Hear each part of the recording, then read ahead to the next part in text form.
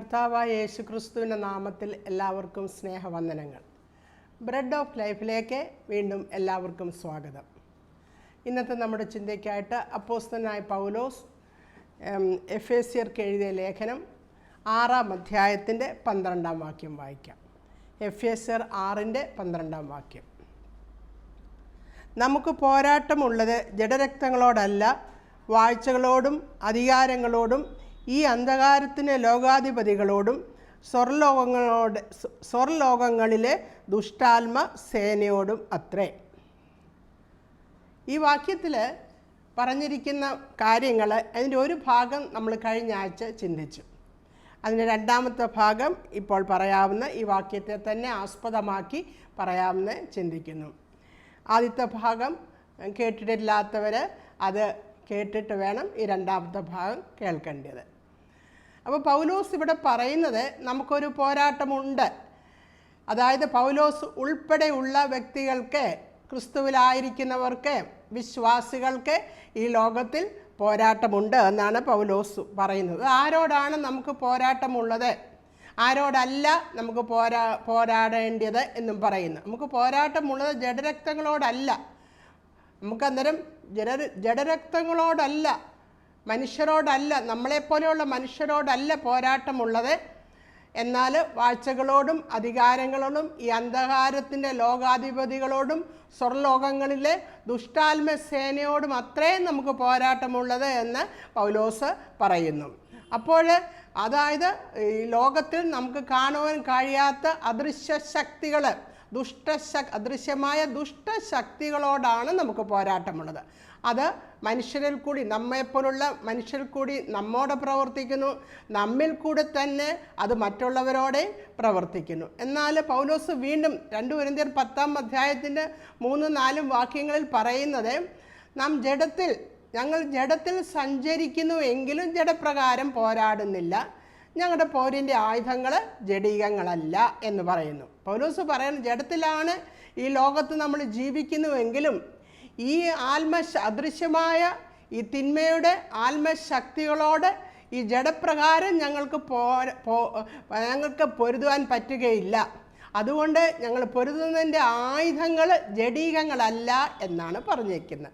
എന്നാൽ നമ്മൾ കഴിഞ്ഞ പ്രാവശ്യം പറഞ്ഞു നിർത്തിയത്, അപ്പോൾ നമുക്കൊരു സ്പിരിച്വൽ വാർഫെയർ ഉണ്ട്, ഒരു ആത്മീക യുദ്ധമുണ്ട്. ഈ ആത്മീയ യുദ്ധം നമ്മൾ ചെയ്യുമ്പോൾ ഈ അദൃശ്യ ശക്തികൾ ആത്മാവായിരിക്കുന്നത് കൊണ്ട് നമുക്ക് ആത്മീയമായ വെപ്പൺസിൻ്റെ ആവശ്യമുണ്ട് എന്നാണ് നമ്മൾ കഴിഞ്ഞ പ്രാവശ്യം നമ്മൾ പറഞ്ഞ് നിർത്തിയത്. ദൈവവചനത്തിൽ ഇങ്ങനെ ഒരു വാക്യമുണ്ട്. അതായത് മത്തായിയുടെ സുവിശേഷം 14-ാം അധ്യായത്തിൻ്റെ 12-ാം വാക്യം. അവിടെ ഇങ്ങനെ പറഞ്ഞിരിക്കുന്നത്, ബലാൽക്കാരികൾ, യോഹന്നാൻ സ്നാപകൻ്റെ കാലം മുതൽ ബലാൽക്കാരികൾ സ്വർഗരാജ്യം ബലാൽക്കാരം ചെയ്യുന്നു എന്ന്, സ്വർഗരാജ്യത്തെ ബലാൽക്കാരം ചെയ്യുന്നു, ബലാൽക്കാരികൾ അതിനെ പിടിച്ചടക്കുന്നു എന്ന് പറയുന്നു. ദൈവരാജ്യം ഈ ലോകത്ത് സ്ഥാപിക്കുവാൻ കർത്താവായ യേശു ക്രിസ്തുവിന് ഒരു വലിയ വില കൊടുക്കേണ്ടി വന്നു. കാൽവറിയിൽ തൻ്റെ രക്തം ചൊരിഞ്ഞ് തൻ്റെ മരണത്തിൽ നിന്നുള്ള പുനരുത്ഥാനത്താലുമാണ് അന്ധകാരത്തിലായിരുന്ന നമ്മളെ തൻ്റെ പുത്രനായ യേശു ക്രിസ്തുവിൻ്റെ രാജ്യത്തിലേക്ക്, സ്നേഹസ്വരൂപനായ പുത്രന രാജ്യത്തിലേക്ക് നമ്മളെ കൊണ്ടുവരുവാൻ പിതാവായ ദൈവത്തിന് വലിയ വില കൊടുക്കേണ്ടി വന്നു. കാൽവറിയിൽ തൻ്റെ പുത്രനെ യാഗമായി കഴിച്ച് രക്തം ചൊരിയേണ്ടതായിട്ട് വന്നു. വലിയൊരു പോരാട്ടം, വലിയൊരു യുദ്ധം കാൽവറിയിൽ നടന്നു. അങ്ങനെ പിശാചിൻ്റെ, കൊലോസ്യ ലേഖനം 2-ാം അധ്യായം 15-ാം വാക്യത്തിൽ പറയുന്നത്, വാഴ്ചകളെയും അധികാരങ്ങളെയും കാൽവറിയിൽ വെച്ച് ജയോത്സവം കൊണ്ടാടി അവയെ പരസ്യമായ കാഴ്ചയാക്കിയെന്ന്. വാഴ്ചകളെയും അധികാരങ്ങളെയും ആയുധവർഗം വെപ്പിച്ചു. അതിൻ്റെ ആയുധവർഗം വെപ്പിച്ച് ക്രൂശിന്മേൽ വെച്ച് ക്രൂശിൽ അവരുടെ മേൽ ജയോത്സവം കൊണ്ടാടി പിശാചിൻ്റെ തലയെ തകർത്തു. കാൽവറിയിൽ ചൊരിഞ്ഞ രക്തത്താൽ പിശാചിൻ്റെ തലയെ തകർത്തു, അതിൻ്റെ അധികാരത്തെ എന്നേക്കുമായിട്ട് മായ്ച്ചു കളഞ്ഞു. അപ്പോൾ പിശാചിനോട് വലിയൊരു പോരാട്ടം കാൽവറിയിൽ കർത്താവ് നടത്തി.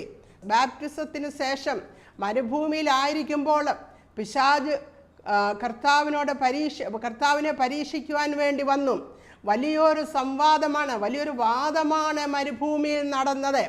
അവിടെയും പിശാചിനെ കർത്താവ് തൻ്റെ വചനമെന്ന വാളാൽ വെട്ടി പിശാചിനെ തോൽപ്പിച്ചു. അങ്ങനെ നമ്മൾ സ്വർഗരാജ്യത്തിൽ കർത്താവ് നമ്മളെ കൊണ്ടുവന്നെങ്കിലും ആ രാജ്യത്തിൽ നമുക്ക് നിലനിൽക്കേണ്ടതിന് ഇങ്ങനെയുള്ള പോരാട്ടങ്ങൾ നമ്മുടെ ജീവിതത്തിൽ നമുക്ക് ചെയ്യേണ്ടതായിട്ടുണ്ട്. അതുകൊണ്ടാണ് കർത്താവ് തന്നെ പറഞ്ഞത്, ബലാത്കാരികൾ സ്വർഗരാജ്യത്തെ ബലാത്കാരം ചെയ്യുന്നുവെന്ന്. ബലാത്കാരം സ്വർഗരാജ്യത്തിൽ നമുക്ക് ദൈവരാജ്യത്തിലെ അംഗങ്ങളായി തന്നെ നമ്മൾ ലോകത്തിൽ ജീവിക്കുമ്പോൾ വലിയൊരു പോരാട്ടം അല്ലെങ്കിൽ അതിൽ നിന്നുണ്ടാകുന്ന കഷ്ടത ഒക്കെ നമ്മുടെ ജീവിതത്തിൽ നമുക്ക് അനുഭവിക്കേണ്ടതായിട്ട് വരും. അതുതന്നെയല്ല, നമുക്ക് പഴയ നിയമത്തിൽ നോക്കുമ്പോൾ ഇസ്രായേൽ മക്കൾ യഹോവയായ ദൈവത്തിൽ നിന്ന് മാറി അവർ ബാൽ വിഗ്രഹങ്ങളെ ആരാധിക്കുവാൻ പോയി. ബാലിനെയും അശേര പ്രതിഷ്ഠകളെയും അവർ ആരാധിച്ചപ്പോൾ അവിടെ ഏലിയ പ്രവാചകനെ ദൈവം അവിടെ കൊണ്ടുവരുന്നു.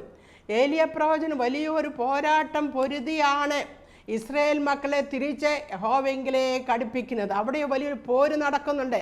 ബാലിൻ്റെ 400 പ്രവാചകന്മാരോടും അശേരയുടെ 450 പ്രവാചകന്മാരോടും ഏലിയാവ് തന്നെ നിന്ന് പൊരുതി ആ പ്രവാചകന്മാരെ കൊന്ന് ദൈവമക്കൾ യഹോവയാണ് സത്യദൈവമെന്ന് അവിടെ ഏലിയാവ് കാണിച്ചു കൊടുക്കുന്നു. എന്നാൽ നമ്മൾ പുതിയ നിയമത്തിലോട്ട് നമ്മൾ വരുമ്പോൾ ഈ തോറ്റ കാൽവറിയിൽ തോറ്റ ശത്രുവിനോടാണ് നമ്മൾ പോരാടും. അവൻ തോറ്റ ശത്രുവാണ്.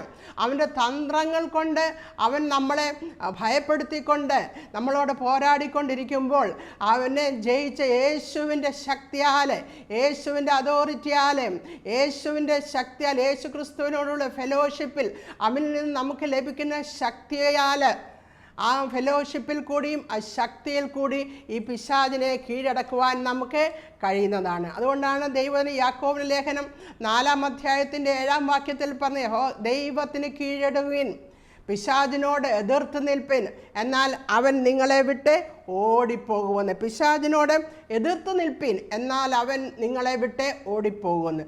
അപ്പോൾ എതിർത്ത് നിൽക്കുന്നത് ആത്മീക ആയുധങ്ങൾ ഉപയോഗിച്ച് നമുക്ക് എതിർത്ത് നിൽക്കുവാൻ പറ്റും. അപ്പോൾ നമ്മുടെ ജീവിതത്തിൽ കഷ്ടങ്ങളും പോരാട്ടങ്ങളും എല്ലാം ഉണ്ട്. എന്നാൽ അത് നമ്മൾ അറിഞ്ഞിരിക്കണം. അതൊക്കെ നമുക്ക് ഈ ലോകത്തിൽ ഒരു ജയജീവിതം നയിക്കുവാൻ വേണ്ടി കർത്താവ് വെച്ചിരിക്കുന്നതാണ്. അതുകൊണ്ടാണ് പൗലോസ് അപ്പോസ്തലപ്രവൃത്തികൾ 14-ാം അധ്യായം 22-ാം വാക്യത്തിൽ പറയുന്നുണ്ട്. അവിടെ പറയുന്നത്, എന്തെല്ലാം കഷ്ടങ്ങൾ സഹിച്ചുകൊണ്ടാണ് ദൈവരാജ്യത്തിൽ പ്രവേശിക്കേണ്ടെന്നുള്ള പ്രബോധനം ശിഷ്യന്മാർക്ക് പറഞ്ഞു കൊടുത്ത് അവരുടെ മനസ്സിനെ അവരെ പ്രബോധിപ്പിച്ചുകൊണ്ട് അനേകം കഷ്ടങ്ങളിൽ കൂടിയാണ് നമ്മൾ ദൈവരാജ്യത്തിൽ നിലനിൽക്കേണ്ടത് എന്ന് പ്രബോധിപ്പിച്ചുകൊണ്ട് ശിഷ്യന്മാരുടെ മനസ്സ് ഉറപ്പിച്ചുവെന്ന്. ക്രിസ്തുവിനെ നമ്മൾ സ്വീകരിക്കുമ്പോൾ നമുക്ക് പിന്നെ ഭാരവും പ്രയാസവും ഒന്നുമില്ല, എല്ലാ അനുഗ്രഹങ്ങളാണ് എന്നുള്ള ചിന്ത തെറ്റാണ്.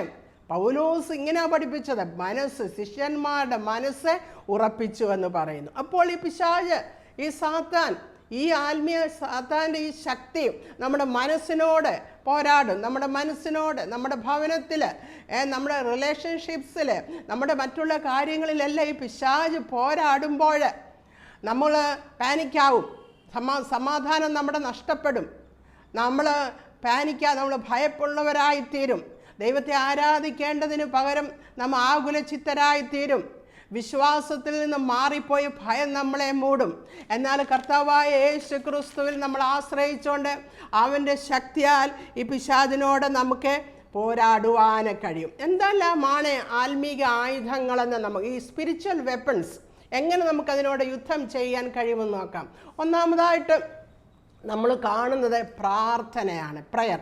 പ്രാർത്ഥനയാണ് പിശാചിനോട് പോരാടുന്ന ഒന്നാമത്തെ നമ്മുടെ ആയുധം. പ്രാർത്ഥനയാണ്.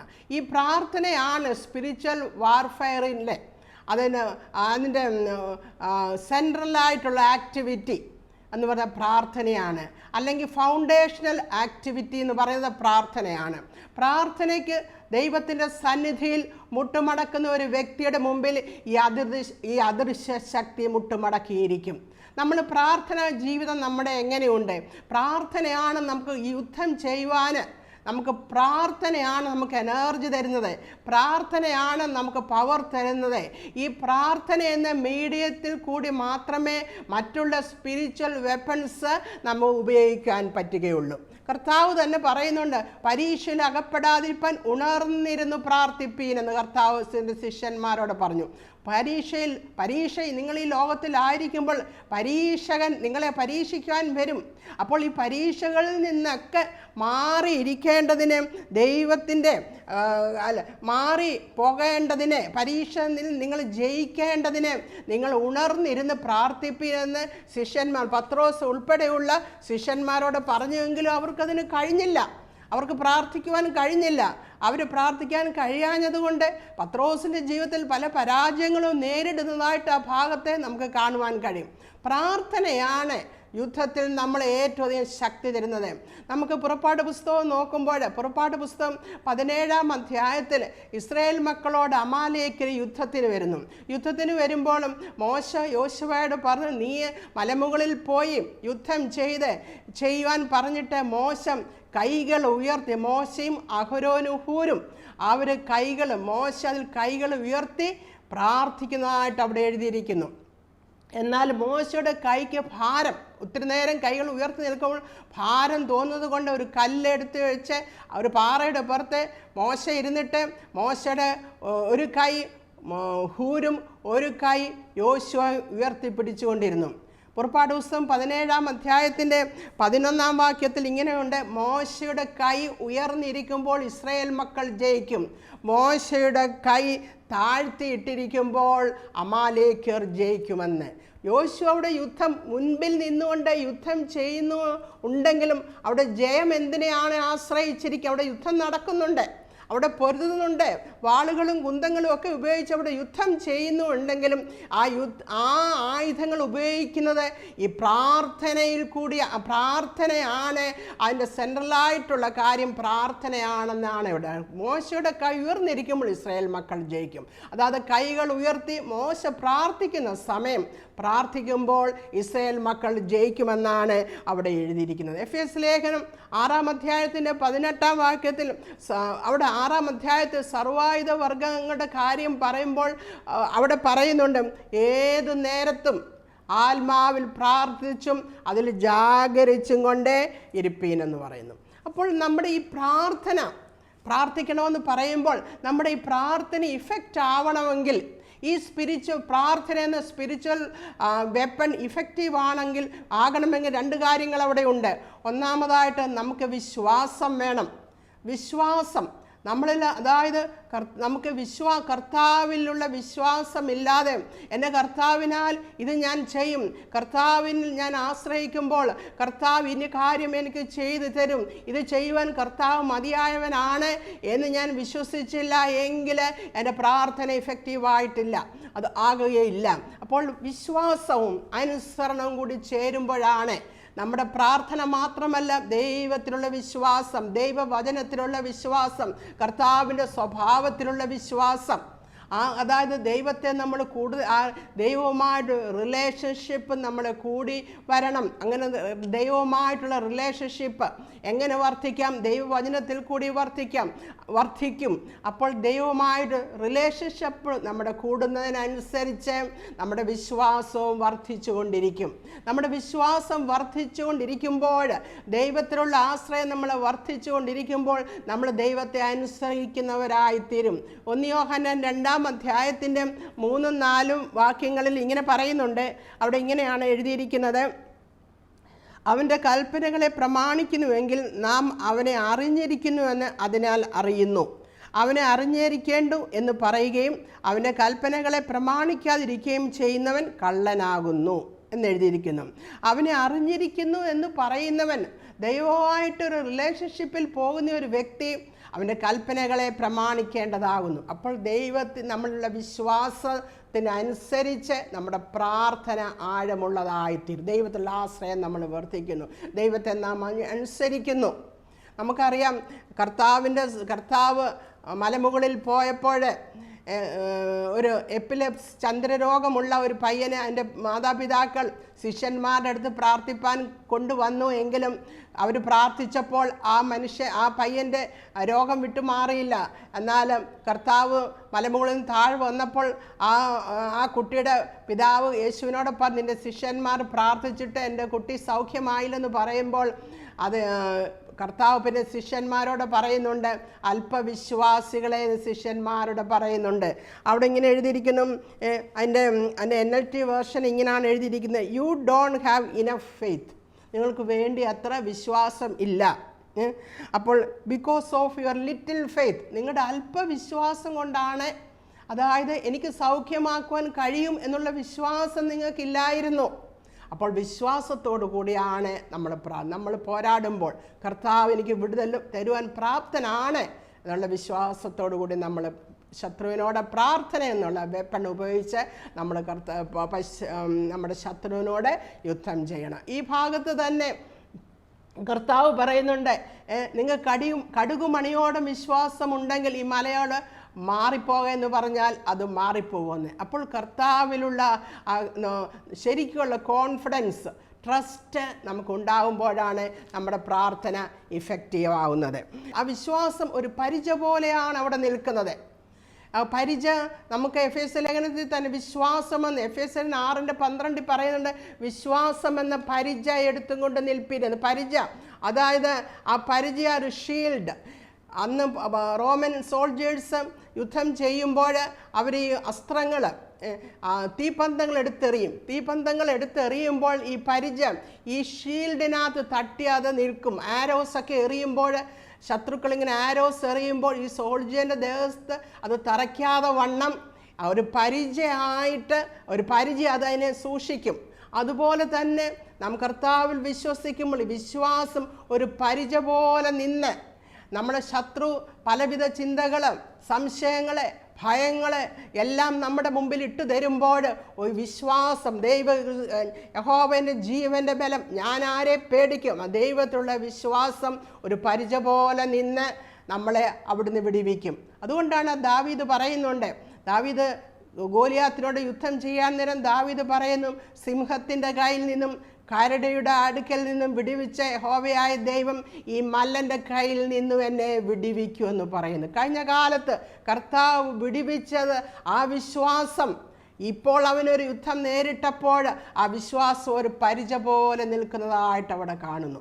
അപ്പോൾ വിശ്വാസവും കർത്താവിനുള്ള അനുസരണവും നമ്മൾ പിശാചിനോട് പ്രാർത്ഥനയിൽ കൂടെ പോരാടുമ്പോൾ അത് നമ്മെ രക്ഷിക്കുന്നു. രണ്ടാമതായിട്ടുള്ളൊരു ആയുധം എന്ന് പറഞ്ഞാൽ കർത്താവിൻ്റെ നാമത്തിൻ്റെ ശക്തി. കർത്താവിൻ്റെ നാമം എടുക്കുവാനുള്ള അധികാരം കർത്താവ് നമുക്ക് തന്നിട്ടുണ്ട്. മർക്കോസിന്റെ സുവിശേഷം 16-ാം അധ്യായത്തിൻ്റെ 17-ാം വാക്യത്തിൽ ഇങ്ങനെ പറയുന്നുണ്ട്, വിശ്വസിക്കുന്നവർ ഈ അടയാളങ്ങൾ നടക്കും, എൻ്റെ നാമത്തിൽ അവർ ഭൂതങ്ങളെ പുറത്താക്കും, പുതുഭാഷകളിൽ സംസാരിക്കും, സർപ്പങ്ങളെ പിടിച്ചെടുക്കും, മരണകരമായ യാതൊന്നും കുടിച്ചാലും അവർക്ക് ഹാനി വരികയില്ല, രോഗികളുടെ മേൽ കൈവച്ചാൽ അവർക്ക് സൗഖ്യം വരുമെന്ന് പറഞ്ഞു. യേശു പറഞ്ഞതാണ്, എൻ്റെ നാമത്തിൽ, കർത്താവിൻ്റെ നാമത്തിൽ ഈ വക കാര്യം ചെയ്യുമ്പോൾ അവ വിടുതലുണ്ടാകും. അപ്പോൾ യേശുവിൻ്റെ നാമം എടുക്കാനുള്ള അധികാരം കർത്താവ് നമുക്ക് തന്നിട്ടുണ്ട്, വിശ്വാസികൾക്ക് തന്നിട്ടുണ്ട്. നമുക്ക് യോഹന്നാന്റെ സുവിശേഷം 16-ാം അധ്യായത്തിൻ്റെ 23-ാം വാക്യത്തിൽ ഇങ്ങനെ പറയുന്നു, നിങ്ങൾ എൻ്റെ നാമത്തിൽ പിതാവിനോട് എന്ത് അപേക്ഷിച്ചാലും നിങ്ങൾ പിതാവിനോട് അപേക്ഷിക്കുന്നതൊക്കെയും എൻ്റെ നാമത്തിൽ അവൻ നിങ്ങൾക്ക് ചെയ്തു തരുമെന്ന്. നമ്മൾ പിതാവിനോട് അപേക്ഷിക്കുന്ന കാര്യങ്ങൾ യേശുവിൻ്റെ നാമത്തിൽ പിതാവാം ദൈവം നമുക്ക് ചെയ്തു തരുമെന്നാണ് പറയുന്നത്. കാരണം കർത്താവിൻ്റെ നാമം സകല നാമത്തിനും മേലായ നാമമാണ്. ഭൂലോകരുടെയും സ്വർലോകരുടെയും അധോലോകരുടെയും മുഴങ്കാലുകളൊക്കെയും മടങ്ങുന്ന നാമമാണ്. ആ നാമത്തിന് മുമ്പിൽ യേശുവിൻ്റെ നാമം മടങ്ങും. അപ്പോൾ യേശുവിൻ്റെ നാമം ഉപയോഗിക്കുവാനുള്ള സ്വാതന്ത്ര്യം കർത്താവ് തരുമ്പോൾ അതിൽ കൂടി ദൈവത്തിൻ്റെ അധികാരം നമുക്ക് കൈമാറുകയാണ് ചെയ്യുന്നത്. ദൈവത്തിൻ്റെ അധികാരം നമുക്ക് കൈകാര്യം ചെയ്യുവാനുള്ള അവകാശം കർത്താവ് നമുക്ക് തരുന്നു. എന്നാൽ ഈ യേശു യേശുവിൻ്റെ നാമം എല്ലാവർക്കും എടുക്കുവാൻ കർത്താവ് അനുവദിച്ചിട്ടില്ല. കർത്താവിനെ യേശുവിനെ നാഥനും കർത്താവുമായി കണ്ടവർക്ക് മാത്രമേ, യേശു ക്രിസ്തുവിനെ യേശുവാണ് എൻ്റെ നാഥനെന്ന് രക്ഷകനും നാഥനുമായിട്ട് കർത്താവുമായിട്ട് ബന്ധത്തിൽ വന്നവർക്ക് മാത്രമേ യേശുവിൻ്റെ നാമം എടുക്കാൻ പറ്റുകയുള്ളൂ. യോഹന്നാന്റെ സുവിശേഷം മത്തായിയുടെ സുവിശേഷം 7-ാം അധ്യായത്തിൻ്റെ 22-23 വാക്യത്തിൽ ഇങ്ങനെ എഴുതിയിരിക്കുന്നു: കർത്താവേ കർത്താവേ, ഞങ്ങൾ നിൻ്റെ നാമത്തിൽ ഭൂതങ്ങളെ പുറത്താക്കി രോഗികളെ സൗഖ്യമാക്കി, ഞങ്ങൾ പ്രവചിച്ചു എന്നൊക്കെ പറയുമ്പോൾ കർത്താവോട് പറയുന്നു, ഞാൻ നിങ്ങൾ ഒരു നാളും അറിഞ്ഞിട്ടില്ല എന്ന്. കാരണം ഈ യേശുവിൻ്റെ നാമത്തിൽ ഇങ്ങനെയൊക്കെ ചെയ്തവർ യേശുവിനോടുള്ള ബന്ധത്തിലല്ല അവിടെ ചെയ്തത്. അതുകൊണ്ട് കർത്താവ് പറയുന്നു, ഞാൻ നിങ്ങളെ ഒരു നാളും അറിഞ്ഞിട്ടില്ല എന്ന് പറയുന്നു. അതുതന്നെയല്ല, നമുക്ക് ലൂക്കോസ് 10-ാം അധ്യായത്തിൻ്റെ 17 വാക്യങ്ങളിൽ അവിടെ കാണും, ശിഷ്യന്മാർ യേശുവിനോട് പറഞ്ഞു, ഞങ്ങൾ ഭൂതങ്ങളെ പുറത്താക്കി, ഞങ്ങൾ രോഗികളെ സൗഖ്യമാക്കി എന്നൊക്കെ പറഞ്ഞ് സന്തോഷിച്ചുകൊണ്ട് വന്നപ്പോൾ യേശുവോട് പറയുന്നു, ഭൂതങ്ങൾ പുറത്തായതിലല്ല നിങ്ങൾ സന്തോഷിക്കണ്ടേ, നിങ്ങളുടെ നാമം സ്വർഗത്തിൽ എഴുതിയിരിക്കുന്നത് കൊണ്ട് നിങ്ങൾ സന്തോഷിപ്പീനെന്ന്. അപ്പോൾ സ്വർഗത്തിൽ നമ്മുടെ പേര്, നിങ്ങളുടെ പേര് സ്വർഗത്തിൽ എഴുതിയിരിക്കുന്നതുകൊണ്ട് സന്തോഷിപ്പീനെന്ന്. അപ്പോൾ നമ്മുടെ പേര് സ്വർഗത്തിൽ എഴുതണമെങ്കിൽ യേശുവിൻ്റെ രക്തത്താൽ നമ്മൾ വിടുതൽ പ്രാപിച്ച വ്യക്തികളുടെ പേരാണ് ഈ സ്വർഗത്തിൽ എഴുതിയിരിക്കുന്നത്. അങ്ങനെയുള്ളവരെ യേശുവിൻ്റെ നാമത്തിൽ പ്രാർത്ഥിക്കുവാൻ അധികാരം കർത്താവ് കൊടുത്തിട്ടുണ്ട്. അപ്പോൾ നമ്മൾ മനസ്സിലാക്കേണ്ട കാര്യം, ഈ സ്പിരിച്വൽ വെപ്പൺ, യേശുവിൻ്റെ നാമമെന്ന സ്പിരിച്വൽ വെപ്പൺ നമ്മൾ ഉപയോഗിക്കുമ്പോൾ ഈ ദുഷ്ടശക്തികൾ അകന്നു മാറുന്നതായി നമുക്ക് മനസ്സിലാക്കുവാൻ കഴിയും. അതുപോലെ തന്നെ നമുക്ക് അപ്പോസ്തല പ്രവർത്തികളിൽ കാണിക്കാം, പൗലോസ് യേശുവിൻ്റെ നാമത്തിൽ പല കാര്യങ്ങൾ സംസാരിക്കുകയും പ്രവർത്തിക്കുകയും ചെയ്തപ്പോൾ ചില മന്ത്രവാദികളും അവിടെ യേശുവിൻ്റെ നാമം ഉപയോഗിച്ചു. എന്നാൽ യേശുവിൻ്റെ നാമം ഈ മന്ത്രവാദികൾ ഉപയോഗിക്കുന്നത് കണ്ടപ്പോൾ അവിടെ ഭൂതം ബാധിച്ച മനുഷ്യർ പറഞ്ഞു, ഞങ്ങൾക്ക് പൗലോസിനെ അറിയാം, ഞങ്ങൾക്ക് യേശുവിനെ അറിയാം, പക്ഷെ നീ ആരാണ് എന്ന മന്ത്രവാദികളോട് ചോദിച്ചുകൊണ്ട് മന്ത്രവാദികളെ ആ ദുരാത്മാക്കളെ അവിടെ ഉപദ്രവിക്കുവാൻ തുടങ്ങുന്നു. അപ്പോൾ യേശുവിൻ്റെ നാമം എടുക്കുന്ന ഒരു വ്യക്തി അത് എടുക്കുമ്പോൾ യേശുവായിട്ടുള്ള ബന്ധത്തിൽ വന്നൊരു വ്യക്തിക്ക് മാത്രമേ എടുക്കുവാൻ കഴിയുള്ളൂ. ആ സ്പിരിച്വൽ വെപ്പൺ നമ്മൾ ഉപയോഗിക്കുമ്പോൾ ദുഷ്ടശക്തികൾ നമ്മൾക്ക് കീഴടങ്ങും. മൂന്നാമതായിട്ട് യേശുവിൻ്റെ രക്തത്തിൻ്റെ ശക്തി. യേശുവിൻ്റെ രക്തത്തിൻ്റെ ശക്തി, യേശുവിൻ്റെ രക്തം ഒരു വലിയൊരു സ്പിരിച്വൽ ആത്മീകമായ ആയുധമാണ്. പഴയ നിയമത്തെ പെസഹായുടെ അന്ന് അത് സംഹാരകൻ കടന്നുപോയപ്പോൾ ഇസ്രായേൽ മക്കളെ ദുരുപദ്രവിക്കാതിരിക്കേണ്ടതിന് കുഞ്ഞാടിൻ്റെ രക്തം കട്ടളമേലും കുറുമ്പടിമേലും അവിടെ തളിക്കുവാൻ പറയുന്നുണ്ട്. ആ കട്ടളമേലും കുറുമ്പടിമേലും ആ രക്തം തളിച്ചപ്പോൾ സംഹാരദൂതൻ ഇസ്രായേൽ മക്കളുടെ ഭവനത്തിൽ എങ്ങനെ ആയിരുന്നപ്പോൾ ഇസ്രായേൽ മക്കളെ സംഹാരദൂതൻ തൊട്ടില്ല. അതതിനെ ആ ഭവനത്തെ തൊടുവാൻ സംഹാരദൂതന് കഴിഞ്ഞില്ല. ആ പുതിയ നിയമത്തിലോട്ട് വരുമ്പോൾ കാൽവറിൽ യേശു രക്തം ചൊരിഞ്ഞ് പിശാചിൻ്റെ പ്രവൃത്തികളെ എന്നേക്കുമായി അവിടെ തോൽപ്പിക്കുകയാണ് ചെയ്തത്. അത് നമ്മൾ കൊലോസ്യലേഖനം 2-ാം അധ്യായത്തിൻ്റെ 15-ാം വാക്യത്തിൽ നമ്മൾ കണ്ടത്. ആയുധവർഗം വെപ്പിച്ചു എന്ന് നമുക്ക് കാണുവാൻ കഴിയും. അപ്പോൾ ഈ വെളിപ്പാട് പുസ്തകത്തിലും പറയുന്നുണ്ട്, സ്വർഗത്തിൽ സാത്താനും പഴയ പാമ്പുമായ പിശാച് യുദ്ധം ചെയ്തപ്പോൾ അവിടെ യുദ്ധം ചെയ്തപ്പോൾ മീഖായേൽ എന്ന ദൂതനുമായിട്ടുള്ള യുദ്ധത്തിൽ വെളിപ്പാട് 12-ാം അധ്യായത്തിൻ്റെ 11-ാം വാക്യത്തിൽ പറയുന്നു, ആ സാത്താനും പഴയ പാമ്പുമായ പിശാചിനെ എന്നേക്കുമായി താഴേക്ക് തള്ളിയിട്ടു. അവിടെ യേശുവിൻ്റെ രക്തത്താലും വചനത്താലും സാക്ഷ്യവചനത്താലും അങ്ങനെ നടന്നുവെന്ന്. അപ്പോൾ യേശുവിൻ്റെ രക്തത്തിൻ്റെ ശക്തി, കാൽവറിയിൽ ചൊരിഞ്ഞ യേശുവിൻ്റെ രക്തത്തിൻ്റെ ശക്തി. യേശുവിൻ്റെ രക്തത്തിൻ്റെ പ്രത്യേകത എന്താണത്? അത് പ്രഷ്യസ് ആയിട്ടുള്ള ബ്ലഡാണ് യേശുവിൻ്റെ രക്തം. യേശുവിൻ്റെ രക്തം എന്ന് പറയുന്നത് അത് യേശുവിൻ്റെ ജഡവും യേശുവിൻ്റെ ശരീരം. നമുക്ക് എബ്രായ ലേഖനം 10-ാം വാക്യത്തിൽ കാണാൻ കഴിയുന്നുണ്ട്, എനിക്ക് വേണ്ടി ഒരു ശരീരം ഒരുക്കിയിരിക്കുന്നുവെന്ന്. പിതാവായ ദൈവത്തിൻ്റെ ക്രിയേറ്റീവ് പവറിനാൽ ഒരുക്കിയതാണ് യേശുവിൻ്റെ ശരീരം. അത് മറിയുടെ ഗർഭപാത്രത്തിൽ ആ ശരീരമാണ് ഉള്ളത്. മറിയയോടെ ഗബ്രിയേൽ ദൂതൻ പറയുന്നുണ്ട്, പരിശുദ്ധാത്മാവിൻ്റെ ശക്തി നിന്റെ മേൽ നിഴലിടും, പരിശുദ്ധാത്മാവ് നിന്റെ മേൽ വരും, അത്യുന്നതൻ്റെ ശക്തി നിന്റെ മേൽ വരും, ഉത്ഭവിക്കുന്ന പൈതന് വിശുദ്ധ പ്രജ, അവന് ഉത്ഭവിക്കുന്ന വിശുദ്ധ പ്രജ ദൈവപുത്രനാണ്, ഉത്ഭവിക്കുന്ന വിശുദ്ധ പ്രജയെന്നാണ് അവിടെ എഴുതിയിരിക്കുന്നത്. അപ്പോൾ യേശുവിൻ്റെ രക്തവും യേശുവിൻ്റെ ശരീരമെല്ലാം പിതാവായ ദൈവത്താൽ സൃഷ്ടിക്കപ്പെട്ടതാണ്. അതുകൊണ്ട് ആ രക്തത്തിൽ പാപമില്ല, ആ രക്തത്തിൽ രോഗമില്ല, ആ രക്തത്തിൽ ശാപമില്ല. ആ രക്തം പ്രിഷ്യസ് ബ്ലഡാണ്, അത് ലിവിങ് ബ്ലഡാണ്, അത് റെയർ ബ്ലഡാണ്. ആ ബ്ലഡാണ് കാൽവറിയിൽ ചൊരിഞ്ഞ പിശാചിൻ്റെ തലയെ എന്നേക്കുമായി ആ രക്തമാണ് തകർത്തത്. അതുകൊണ്ട് അത് വിശുദ്ധ രക്തമാണ്, ഹോളി ബ്ലഡാണ്. ആ രക്തത്തിൻ്റെ ശക്തി, ആ കാൽവറിയിൽ ചൊരിഞ്ഞ രക്തത്താൽ നമ്മൾ വിടുതൽ പ്രാപിച്ചതുകൊണ്ട് ആ യേശുവിൻ്റെ രക്തത്തിൻ്റെ ശക്തി നമുക്ക് പിശാചിനെ നമുക്ക് തോൽപ്പിക്കുവാൻ കഴിയും. അടുത്തതായിട്ട് നമ്മൾ പറഞ്ഞത് പ്രാർത്ഥന, രണ്ടാമത് പറഞ്ഞ യേശുവിൻ്റെ നാമത്തിൻ്റെ ശക്തി, മൂന്നാമത് നമ്മൾ പറഞ്ഞ യേശുവിൻ്റെ രക്തത്തിൻ്റെ ശക്തി. നാലാമതായിട്ട് നമുക്ക് കാണണമെങ്കിൽ നമ്മൾ ഒരുമനപ്പെട്ട് പിശാചിനോട് പോരാടുമ്പോൾ നമുക്ക് ഒരുമിച്ച് കൂട്ടമായിരുന്നു നമുക്ക് പ്രാർത്ഥിക്കുവാൻ പറ്റും.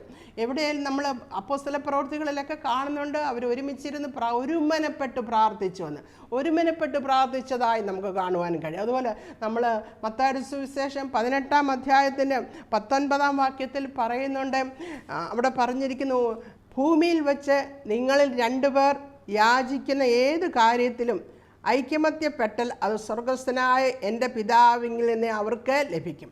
നമ്മൾ ഒരു മനസ്സോടെ നമ്മുടെ ആ വിഷയത്തിൽ പ്രാർത്ഥിക്കുന്നവർ തമ്മിൽ ഐക്യതയുണ്ടെങ്കിൽ, പ്രാർത്ഥിക്കുന്ന വിഷയത്തിൽ പ്രാർത്ഥിക്കുന്നവർ തമ്മിൽ ഒരു ഐക്യതയോടെ പ്രാർത്ഥിച്ചാൽ, ആത്മാവിൻ്റെ വിഷയത്തിലുള്ള ഐക്യത മാത്രമല്ല, ആത്മാവിലുള്ള ഐക്യതയോടുകൂടി നമ്മൾ പ്രാർത്ഥിക്കുമ്പോൾ അവിടെ നിന്ന് പിശാച്, അത് നല്ലൊരു വെപ്പണാണ്. നമുക്ക് പിശാചിനോട് പോരാടുവാൻ അതൊരു നല്ല വെപ്പണായിട്ട് നമുക്ക് എടുക്കുവാൻ കഴിയും. ദൈവവചനത്തിൽ അതിനെപ്പറ്റി പറയുന്നുണ്ട്. അടുത്തതായിട്ട് നമുക്ക് കാണുവാൻ കഴിയുന്ന ഉപവാസത്തോടുള്ള പ്രാർത്ഥന. ഉപവാസം നമ്മളെ തന്നെ നമ്മൾ ഫാസ്റ്റ് ചെയ്ത് നമ്മൾ പ്രാർത്ഥിക്കുമ്പോൾ അത് നമ്മളെ തന്നെ ദൈവസന്നിധി താഴ്ത്തിക്കൊണ്ടാണ് നമ്മൾ പ്രാർത്ഥിക്കുക. ഉപവാസം പുതിയ നിയമം കർത്താവ് വെച്ചിരിക്കുന്ന കാര്യമാണ്. യോഹന്നാന്റെ ശിഷ്യന്മാർ യേശുവിനോട് വന്നു പറഞ്ഞ്, ഞങ്ങളും പരീശന്മാരെയൊക്കെ ഉപവസിക്കുന്നില്ല, നിന്റെ ശിഷ്യന്മാരെന്താ ഉപവസിക്കാത്തതെന്ന് ചോദിക്കുമ്പോൾ യേശു പറയുന്നുണ്ട്, മണവാളൻ കൂടെ ഉള്ളപ്പോൾ തോഴ്മക്കാർക്ക് ദുഃഖിക്കേണ്ട കാര്യമില്ല, എന്നാൽ മണവാളൻ പോകുന്ന സമയത്ത് അന്നേ അവരെ ഉപവസിക്കുമെന്ന്. അപ്പോൾ കർത്താവ് ഇവിടെ ഇല്ലാത്തടത്തോളം, കർത്താവ് വരുന്നിടം വരെയും ഉപവാസം എന്നുള്ളത് നമുക്ക് വെച്ചിരിക്കുന്നതാണ്. നമുക്ക് പുതിയ നിയമസഭയ്ക്ക് കർത്താവ് പറഞ്ഞിരിക്കുന്നതാണ്. അപ്പോൾ കർത്താവ് തന്നെ പറയുന്നുണ്ട്, ഒരു എപ്പിലെപ്സി ഉള്ള പയ്യനെ ശിഷ്യന്മാരുടെ അടുക്കൽ കൊണ്ടുവന്നപ്പോൾ സൗഖ്യമാക്കാൻ കഴിയാഞ്ഞപ്പോൾ കർത്താവ് പറയുന്നുണ്ട്, പ്രാർത്ഥനയാലും ഉപവാസത്താലുമല്ലാതെ ഈ ജാതി പോകുകയില്ല എന്ന്. അപ്പോൾ നമ്മൾ ഉപവസിച്ചുകൊണ്ട് പിശാചിനോട് പോരാടുന്നതായിട്ട് ദൈവവചനത്തിൽ നമുക്ക് കാണുവാൻ കഴിയും. അതായത് ദാനിയേൽ അങ്ങനെ പോരാടുന്നതായിട്ട് നമുക്ക് കാണുവാൻ കഴിയും. കർത്താവ് തന്നെ 40 ദിവസം രാവും പകലും ഉപവസിച്ചതിന് ശേഷം കർത്താവ് മരുഭൂമിയിലായിരിക്കുമ്പോൾ പിശാച് കർത്താവിനെ അവിടെ വന്ന് ആക്രമിക്കുന്നതായിട്ട് നമുക്കവിടെ കാണാൻ കഴിയും. അപ്പോൾ പിശാചിനെ തോൽപ്പിക്കുവാൻ ആ 40 ദിവസത്തെ ഉപവാസത്തിന് ശേഷം കർത്താവ് ശാരീരികമായി ക്ഷീണിതനായെങ്കിലും ആത്മീകമായി ബലം പ്രാപിച്ചുകൊണ്ട് പിശാചിനോട് എതിരിടുവാൻ കഴിഞ്ഞു. അപ്പോൾ ഉപവാസത്തോടുകൂടെ പ്രാർത്ഥന, ഉപവസിക്കാം, അത് നമുക്ക് പിശാചിനോട് എതിരിടാൻ തക്കവണ്ണം അത് നമ്മളെ സഹായിക്കുന്നതായിരിക്കും. അടുത്തതായിട്ട് ദൈവത്തെ സ്തുതിക്കുന്ന കാര്യം. ദൈവത്തെ സ്തുതിക്കുമ്പോൾ, ദൈവത്തിൻ്റെ മഹത്വം നമ്മൾ കരയേറ്റുമ്പോൾ, ദൈവമാണ് വലിയവൻ, അവൻ ഉന്നതൻ, അവൻ പരിശുദ്ധനാണെന്ന് ദൈവത്തെ നമ്മൾ വാഴ്ത്തി സ്തുതിക്കുമ്പോൾ അവിടെ ദൈവിക സാന്നിധ്യം കടന്നു വരികയും അവിടെ പിശാചിൻ്റെ ശക്തി അവിടെ ഇല്ലാതാവുകയും ചെയ്യുന്നു. നമുക്കറിയാം, അപ്പോസ്തല പ്രവൃത്തികൾ 16-ാം അധ്യായത്തിൽ അവിടെ പൗലോസും സീലാസും കാരാഗ്രഹത്തിൽ ആമത്തിൽ തങ്ങളുടെ കൈകാലുകൾ ആമത്തിൽ ഇട്ടുകൊണ്ട് കാരാഗ്രഹത്തിൽ കിടക്കുന്നു. എന്നാൽ അർദ്ധരാത്രി ആയപ്പോൾ പൗലോസും സീലാസും അവിടെ ഉണർന്ന് അവർ പ്രാർത്ഥിക്കുന്നു, അവർ ദൈവത്തെ സ്തുതിക്കുന്നതായിട്ട് അവിടെ എഴുതിയിരിക്കുന്നു. ദൈവത്തെ അവർ ആർത്തുപാടി ദൈവത്തെ അവർ സ്തുതിച്ചപ്പോൾ അവിടെ എന്താണ് സംഭവിച്ചത്? അവർ ദൈവത്തെ സ്തുതിച്ചപ്പോഴും അവിടെ എഴുതിയിരിക്കുന്നത് 16-ാം അധ്യായത്തിൻ്റെ നമുക്ക് 25 26 വാക്യത്തിൽ കാണുവാൻ കഴിയും. അർദ്ധരാത്രിക്ക് പൗലോസും ശീലാസും പ്രാർത്ഥിച്ച് ദൈവത്തെ പാടി സ്തുതിച്ചു. തടവുകാർ ശ്രദ്ധിച്ചുകൊണ്ടിരുന്നു. പെട്ടെന്ന് വലിയൊരു ഭൂകമ്പം ഉണ്ടായി. കാരാഗ്രഹത്തിൻ്റെ അടിസ്ഥാനം കുലുങ്ങി, വാതിൽ തുറക്കുന്നു, എല്ലാവരുടെയും ചങ്ങല അഴിഞ്ഞുപോയി. അവർ പാടി സ്തുതിച്ചപ്പോൾ അവരുടെ ബന്ധനം അവിടെ മാറി. ആ കാരാഗ്രഹത്തിൻ്റെ അവിടെ ഒരു ഭൂകമ്പം ഉണ്ടായി. കാരാഗ്രഹത്തിൻ്റെ അടിസ്ഥാനം കുലുങ്ങി, വാതിൽ തുറന്നു. അവരുടെ കയ്യിൽ കെട്ടിയിരുന്ന ചങ്ങലകളെല്ലാം അഴിഞ്ഞുപോയി. അതുമാത്രമല്ല, ആ കാരാഗ്രഹ പ്രമാണി യേശുവിനെ രക്ഷിതാവായിട്ട് സ്വീകരിക്കുന്നതായിട്ട് അവിടെ എഴുതിയിരിക്കുന്നു. അപ്പോൾ പ്രൈസിങ്, ദൈവത്തെ സ്തുതിക്കുമ്പോൾ ഈ പിശാചിനോട് സ്തുതിക്കുന്നതിൽ കൂടി പിശാച് തോൽക്കുന്നു. പിശാച് എന്നേക്കുമായിട്ട് അവിടെ പിശാചിന് അവിടെ തോൽവി ഉണ്ടാകുന്നതായിട്ട് നമുക്ക് കാണുവാൻ കഴിയും. അതുപോലെ തന്നെയാണ് എരിഹോ മതിൽ എങ്ങനെയാണ് കോട്ട കെട്ടി എരിഹോ മതിലിനെ ഉറപ്പിച്ച് എരിഹോവിലെ ആൾക്കാർ ആ മതിലിനെ ഉറപ്പിച്ചിരിക്കുമ്പോൾ ഇസ്രായേൽ മക്കൾ അവിടെ ആർപ്പിട്ടു. അവർ അതിന് ചുറ്റും കറങ്ങിയിട്ട് ഇസ്രായേൽ മക്കൾ ദൈവത്തെ സ്തുതിച്ചുകൊണ്ട് ആർപ്പിട്ടപ്പോൾ ആ കോട്ടമതിൽ അവിടെ വീണതായിട്ട് കാണുവാനും കഴിയും. അതുപോലെ തന്നെ യഹോശഫാത്ത് രാജാവിനോട് ശത്രുക്കൾ 3 രാജ്യക്കാർ യുദ്ധത്തിന് വന്നപ്പോൾ രാജാവ് ദൈവസന്നിധിയിൽ ഉപവാസത്തോടും പ്രാർത്ഥനയോടും കൂടെ നിലവിളിച്ചപ്പോൾ യഹോവയായ ദൈവം പറഞ്ഞു, നീ യുദ്ധത്തിൽ പോരാടണ്ട, യുദ്ധം യഹോവയ്ക്കുള്ളതാകുന്നുവെന്ന് പറഞ്ഞിട്ട് അവരോട് ദൈവത്തെ പാടി സ്തുതിക്കാൻ പറഞ്ഞു.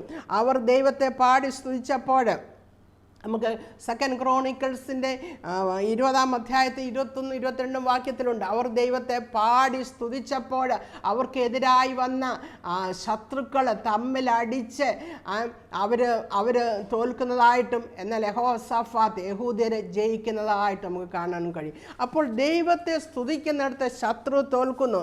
അപ്പോൾ ദൈവത്തെ സ്തുതിക്കുന്നത് ഒരു വലിയൊരു ആത്മീക ആയുധമാണ്. നമ്മൾ ദൈവത്തെ സ്തുതിക്കുന്നത്. അടുത്തതായിട്ട് നമ്മൾ ഉപയോഗിക്കേണ്ട ആത്മീക ആയുധം എന്ന ദൈവത്തിൻ്റെ വചനം, ആത്മാവെന്ന ദൈവത്തിൻ്റെ വാള്.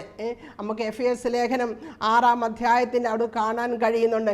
ദൈവത്തിൻ്റെ വചനമെന്ന ആത്മാവിൻ്റെ വാള്. അതൊരു ഒഫെൻസീവ് വെപ്പണാണ്. ബാക്കിയെല്ലാം ഡിഫെൻസീവ് വെപ്പൺസാണ്.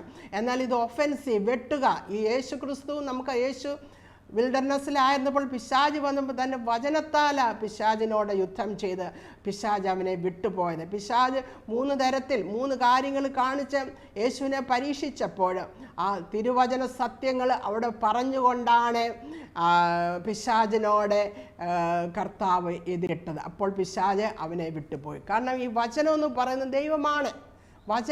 വചനത്തിൻ്റെ ശക്തി, വചനത്തിന് മുമ്പിൽ, ദൈവശക്തിക്ക് മുമ്പിൽ, അല്ലെങ്കിൽ വചനമാകുന്ന സത്യവചനത്തിന് മുമ്പിൽ, അല്ലെങ്കിൽ വിശുദ്ധ വചനത്തിന് മുമ്പിൽ പിശാചിന് നിൽക്കുവാൻ കഴിയുകയില്ല. ആ വചനം നമ്മൾ ഉരുവിടണം.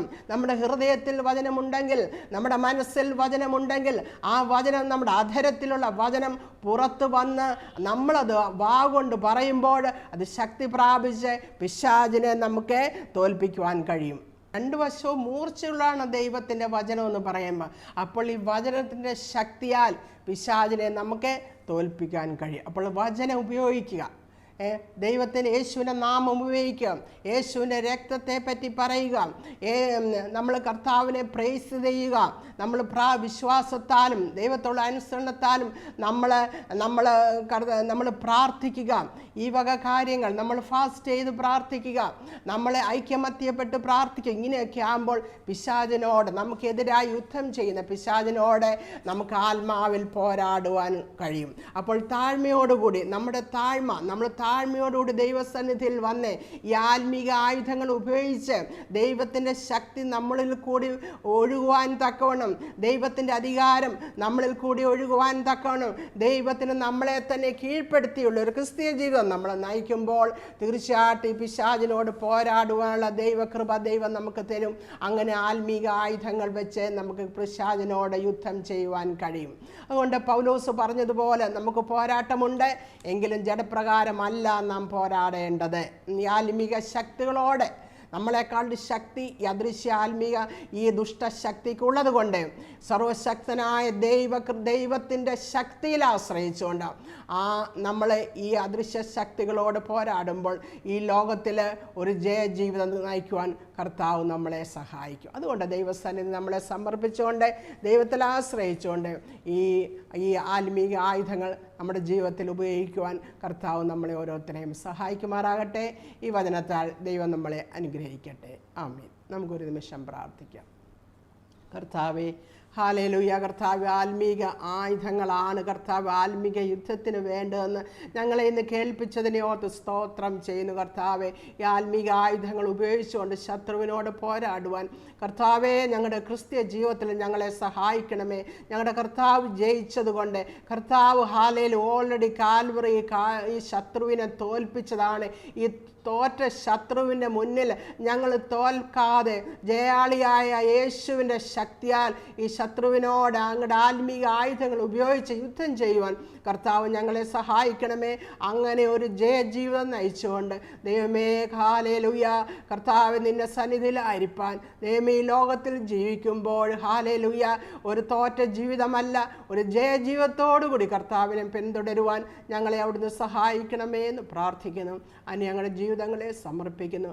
പ്രാർത്ഥന കേട്ടതിനെ ഓർത്ത് സ്തോത്രം. കർത്താവായ യേശു ക്രിസ്തുവിൻ്റെ നാമത്തിൽ തന്നെ ആമേൻ. കർത്താവ് അനുവദിച്ചാൽ നമുക്ക് വീണ്ടും കാണാം.